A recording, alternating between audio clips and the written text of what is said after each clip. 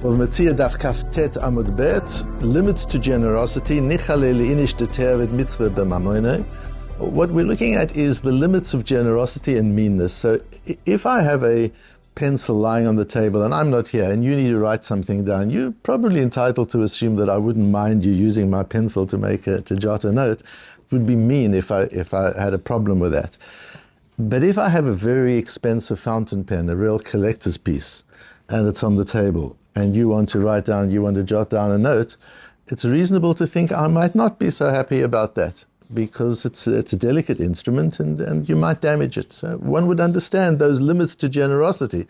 I'm generous with my pencil, but with my very expensive fountain pen, maybe not so much. But one can cause damage to an object not only by misusing it and damaging it physically, one can cause damage to an object spiritually as well. What happens if, and on the contrary, one can do good things to an object spiritually. So for example, if you want to use my fountain pen without my permission to write down your Chidushei Torah, you've just had an amazing insight on a piece of Gemara and you're going to publish it in your Sefer, which is going to be read by thousands, hundreds of thousands of people, and you want to use my fountain pen to write down your thoughts, then maybe that's a tremendous honor, and I would say, so what? So let's say you damage the fountain pen, so I have to replace it. So it'll cost me a couple of $100 if it's really a very, very special piece. Okay, but look what you've done. You've written a piece of Torah that the whole world is going to see with my fountain pen. Can you assume that under those circumstances, I wouldn't mind you using the fountain pen either? Because you're using it for some good reason. But that can happen negatively as well. What happens if you're going to use my pencil, never mind the fountain pen, just the ordinary pencil, which I normally wouldn't mind at all. But you're writing down Lashon Hora, you're writing down you're finishing off your novel, which is full of bad language and just ugly scenes, and you're using my pencil to write that down. If we say, I would be honored if you used my pen to write your Chidushei Torah, surely I would object to you using my pencil to do something which is spiritually negative. Could that harm the pencil in a spiritual way? Because as Jews, that's how we think. We don't just look at the world physically. We see the spiritual forces of the world in as realistic a way, in as real a way as we see the physical forces of the world. So the possibility that you could damage my pencil spiritually is very real to a Jew. Let's understand that. Now, of course, when I'm going into the sugya, I didn't start with that issue. I didn't open the Gemara and say, I wonder what the story is about using a pencil to write bad stuff or using an expensive pen to write wonderful insights of Torah. I wonder what the Gemara says. That's not where I start. So to give you an idea of the process, I start just reading the Gemara like everybody does. On Daf Amud Beis, the Gemara brings a braita, Hasho'el Sefer Torah michaveiro, harezo lo yishalenu la'acher. If I borrow a Sefer Torah, I borrow a Torah scroll from my friend, I'm having a minyan at my house, and you lend me your Sefer Torah.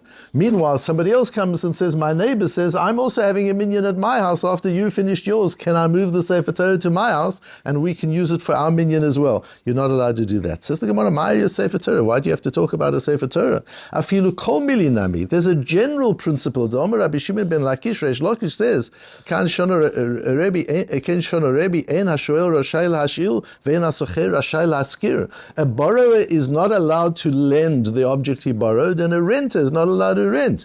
You can't sub-rent the car that you rented from me. You can't lend the car to somebody else if you borrowed it from me. It's specifically for your use, so this has nothing to do with the Sefer Torah. This is a general law of borrowing. Says the Gemara, Sefer Torah tzricha. No, the Sefer Torah case is specific. Ma'u detema, I might have thought, ניחה לאיניש דתיעבד מצווה בממוניה. Why would you object? Your Sefer Torah, you lent me the Sefer Torah to do a good thing once. A minyan of people, a group of people are going to hear the Sefer Torah being read in public. It's your Sefer Torah. Surely you're thrilled with that. And now, you know what? I'm lending it to my neighbor and 2 minyanim are going to hear. Surely that's even better. I might have thought that the spiritual benefit that comes to you outweighs the fact that technically that's not what you lent it to me for. Kamash malan, you see from this, no, we don't say that. That's the Gemara. So even in such a case, you have to stick to the principle that you can't lend it to somebody else. You borrowed it, it stays with you. Even a Sefer Torah, even something with which you're going to use for very positive use, still you can't do that. So that's where we start. What troubles me as I learn this Gemara is that it seems to go against a Gemara that we learned in Pesachim. What was the Gemara in Pesachim? There we're talking about a case where I rent a house from you just before Pesach. My assumption is you've done b'dikat chametz, you've checked it out and it's already cleaned out, there's no chametz in the house. It's one of these houses that now you get on Airbnb and all sorts of places you can have ready for Pesach. So I assume it's ready for Pesach. I get there and I discover, whoops, there was no b'dikas chametz. Now I get all upset and I want to cancel the deal. Says the Gemara, you can't. Not even in a place where people do their own b'dikas chometz. There isn't a service to do it for you. You have to do your own b'dikas chometz. Even there, it's okay. So I'm going to do b'dikas chometz. That's not a disappointment for me. It means it's an extra mitzvah. It's true, the deal was I would come and the house would be cleaned up and b'dikas chometz done. That wasn't the case. I want to get out of the deal now. Why would I do that? I've got a chance to do b'dikas chometz. I've got a chance for a mitzvah. So why do I want to get out of the deal? So Rashi says there, because clearly I found a better house, a cheaper house, and I'm using this to get out of the deal. We'll have nothing of it. We assume you wouldn't mind doing b'dikas chometz. Had you known in the beginning that you would have to do b'dikas chometz, you would have to check for the chametz before Pesach, you would still have done the deal because it's a mitzvah. But even where you have to rent a service to do b'dikas chometz, you still can't back out of the deal. ניחה לאיניש לקיים מצווה בממוניה. Because people like mitzvahs to be done with their money. So I was going to spend $5,000 for the week of Pesach. And now I've got to spend another $500 on b'dikas chometz. And so I want to get out of the deal. And this is the Gemara. You're spending $500 on a mitzvah. You spend $5,000 just on the comfort of a nice house on the beach. And for an extra $500, you're getting the mitzvah of b'dikas chometz. Why wouldn't you do that? Clearly you would do that. People like to do money or mitzvahs with their money. So it seems to be on the surface that in Pesachim we say we do hold by the principle of ניחה לאיניש לקיים מצווה בממוניה. It is in people's interests to have a mitzvah done with their belongings. And in our Gemara we're saying no, the Sefer Torah can't be lent to the other minyan because you can't assume that somebody wants another mitzvah to be done with his property. What's the difference between these two cases? So as I thought about it, the first place I went to in my mind is, no, they're completely different. In the first case, in our case in the Gemara, what is the Torah? It's your Sefer Torah and I'm doing the mitzvah. That's how you were thinking, Sender, right? It's yours. So you're not happy that I use your Sefer Torah, that I use your beautiful, expensive pen to write my Chidushei Torah. That you're not interested in. In Pesachim, it's different. In Pesachim, who's the person? Whose money is it? The person who's doing the mitzvah. All we're saying is it's in a person's interest to do a mitzvah with his own money. But you can't say it's in a person's interest to have somebody else do a mitzvah with their money. That would seem to be the difference. So now I'm settled. It's easy. I understand the difference between the Gemara in Bava Metzia and the Gemara in Pesachim. The difficulty with that is, as I think about it, is, so what would a nafka mina be? Let's extrapolate that further. If I walk into shul and I forgot my tefillin at home, and I see there's a pair of tefillin, Joey's tefillin are on the table, he's coming to a later minyan. And people say to me, Joey wouldn't mind, use your tefillin, he'll be happy that another mitzvah is done with the tefillin. Am I allowed to do that or not? This is now my mitzvah with Joey's tefillin. Why would I be allowed to do that? According to what we've just said, no. ניחה לאיניש למעבד מצווה בממוניה means me doing a mitzvah with my own money. But you can't use this to say that now Joey's going to be happy that I'm doing my mitzvah with his money. We've just said that's not okay. But the halacha in the Shulchan Aruch is that you're allowed to use the tefillin. You're allowed to assume that Joey wouldn't mind. So now I have a problem. The way I've resolved the contradiction between the two Gemaras is against the Shulchan Aruch. That's where my preparation for the Matmonim starts. I'm taking you through a bit of the process. It starts with our Gemara, so it seems to be against the Gemara in Pesachim. I resolve the difficulty, but that leaves me with a problem with halacha l'maisa. It leaves me with a problem in the Shulchan Aruch, with a problem in Jewish law. So after a lot of research, I find the Sefer HaPardes by Rabbeinu Asher ben Reb Chaim.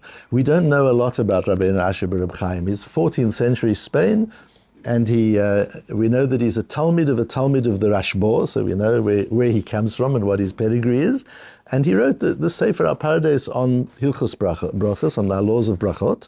And he quotes the Baal HaMaor, we've now had several times in the last week or two.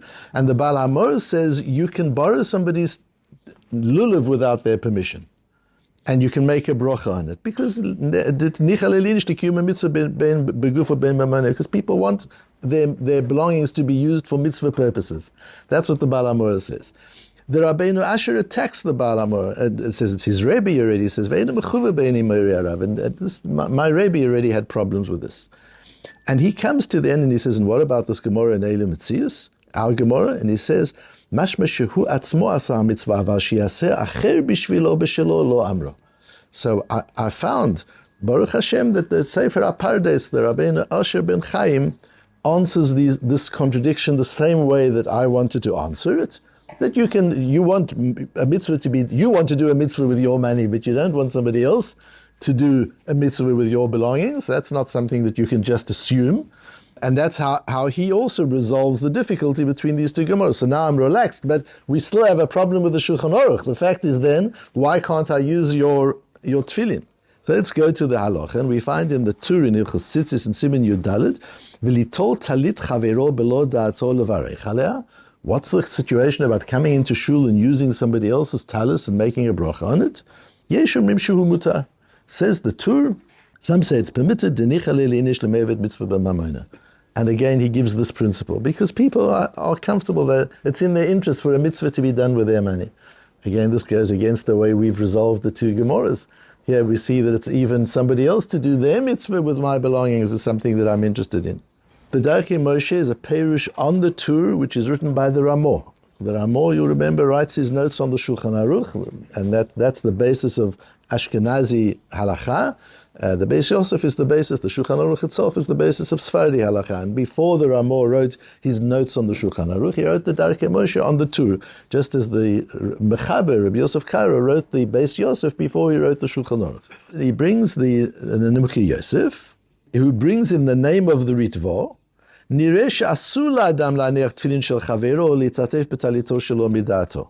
says it seems to be that you're not allowed to use somebody else's tefillin.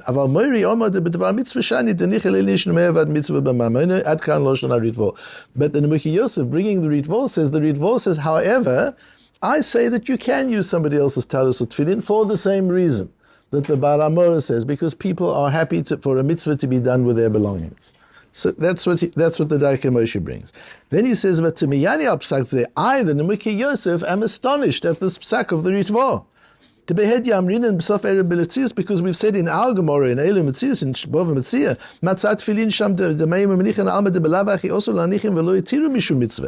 we see in our Gemara you're not allowed to use somebody else's tefillin for the purposes of mitzvah, or to use a Sefer Torah.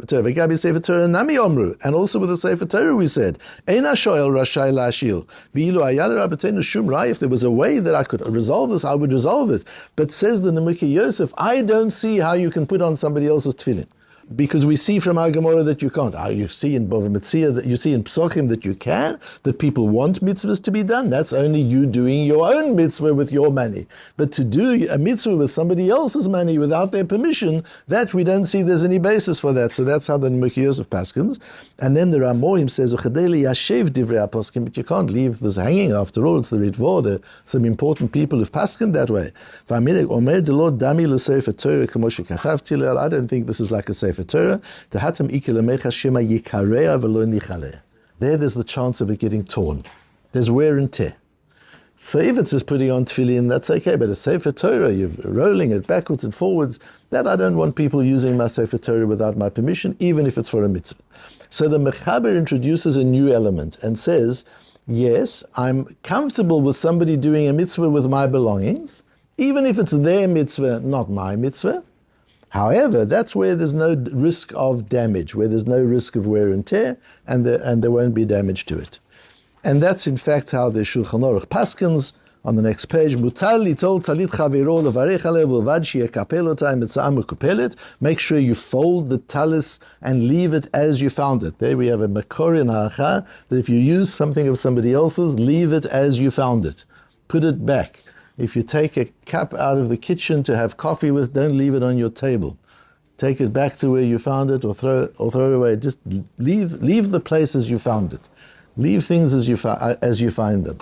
Vuadin says the Ramah. Now the Ramah, based on his own Darkei Moshe, says the same as with tefillin. You can't use a sefer. If there's a sefer lying on the table, if there's a book lying on the table, that's like a sefer Torah. There's wear and tear. I'm afraid as you're turning the pages, you could tear a page. So you can't assume that somebody else doesn't mind you're using his Gemara because his Gemara is on the table, unless he's given you specific permission. That's how it works out. But then there's an amazing Ben Ish Chai. We've talked about the Ben Ish Chai before, Iraq. He was the Rav of Baghdad, an Adam Kodesh, a very holy and wonderful posek. It was a posek for all the Jews of that part of the world. And he wrote a Sefer Halacha on the Parshias. And in Parshas Lech Lecha he writes, Bizman hazeh chazin and rubed al mekapti shelo yilbeshu acherim tzitzit tvinin shalem. We see nowadays people are quite fussy about others wearing their talis and tefillin, and they don't like that to be the case. So you can't assume that it's okay, even though the Shulchan Aruch says you may, says the Ben Ish Chai, nowadays you shouldn't. So if the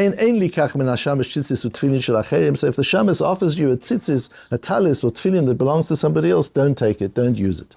Shalom midat balim, without their permission, unless you know for sure they don't mind. And not everybody has the same view. Everybody has different sensitivities. I know for myself, writes the Ben Ish Chai, this great tzaddik. I don't want people using my tefillin and my tzitzis. I'm one of those people. And there are many different reasons. That's all he writes. One of the reasons given to explain the Ben Ish Chai is not just that it's expensive, it can be damaged. There's another reason that explains the Ben Ish Chai. And to understand the reason, I'll tell you a story that happened to me in Yerushalayim 20 years ago when I wanted to buy tefillin for my son for his bar mitzvah. So we went around looking. Eventually I took him to the place where I bought my tefillin. In Meir Shorim, Alter Yid, an old Jew with a little rundown shop. And I had done, and my father had done, and later, and I did research. This was the place to get tefillin from. I walk in, and the little old man is sitting behind among the Sforim in his store, and he doesn't even look up when we walk in. Now, we weren't dressed as Yerushalmi Jews. We were on vacation from California, so he saw we weren't from Meir Shorim. He didn't even look up. So I coughed, and nothing made a difference. I called him, and he made it clear he's busy learning. He doesn't want to speak to me. But the door of the shop is open. He didn't say he's closed. So I said, I bought tefillin from you a long time ago. And he looks at me like, how could I have done that? How is that possible? So eventually I engage him in conversation. I say, and I would like to buy tefillin for my son. He says, no. I said, what do you mean no? He said, I'm not selling you tefillin for your son. I said, you don't have tefillin? He said, sure, I've got tefillin. I'm not selling for your son. I said, but you sold to me. He said, yeah. I made a mistake. I'm not going to do it again. So instead of being offended, I'm intrigued. What is this all about? I said, what's going on? What is the problem? Eventually he gets talking and he says, you just told me you come from California. I don't want my tefillin in California. Who knows what your son is going to be saying while he's wearing the tefillin? Who knows what he might read while he's wearing the tefillin? Who knows what he might think while he's wearing my tefillin? I don't want my tefillin in California. If you're living here in Meir Shorim, you can have tefillin. But if you're living in Los Angeles, I don't want to sell you the tefillin. Anyway, though, we go on and talking. Eventually, he makes my son make a shvuah, make an oath, that when he's wearing the tefillin, he will never say dvorim b'talim, he will never say anything that isn't davening or Torah, and he won't think any bad thoughts. Until this day, 20 years later, my son is very makbid not to talk when he's wearing those tefillin. That's what the Ben Ish Chai is worried about. I don't want somebody picking up my tefillin. I don't know who it is. If I'm going to lend my tefillin to somebody, not only do I want to know they won't be damaged, I want to know who the person is. What's in this person's head around which he's put my tefillin? I'm entitled to know that because that also damages an object. Just as the Ramah says in the Darkei Moshe that a person can be worried that a Sefer Torah, or as he paskins in Shulchan Aruch, even regular Sforim, can be damaged by usage, and he's fully entitled to say, I don't want anybody using my Gemara without my permission.